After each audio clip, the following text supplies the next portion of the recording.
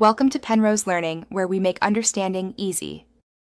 Shoot and import the Gemini photo as a RAW file for maximum latitude.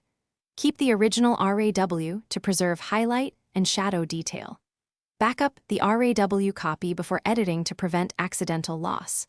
Set white balance to daylight or custom Kelvin, near 5500 K for neutral skin.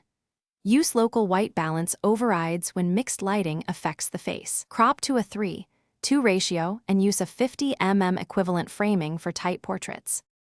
Begin tone work by adjusting exposure and contrast to reveal midtones. Protect highlights by pulling down whites and lifting shadows slightly.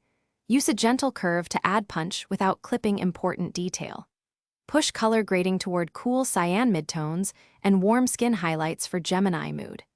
Use split toning with 15% cyan in shadows and 8% warm orange in highlights. Add clarity and texture selectively at around 15 to 25 to enhance detail without creating harsh artifacts. Retouch skin using frequency separation to smooth tones while keeping pores. Use a small healing brush to remove blemishes and stray hairs with subtle strokes. Maintain natural texture by avoiding large cloned areas and by reducing opacity on corrections. Sharpen based on output size and view at 100% to check results. Export a high-quality JPEG at 80% quality, size to a maximum of 1920 pixels for web. Save an sRGB copy for online use and a 16.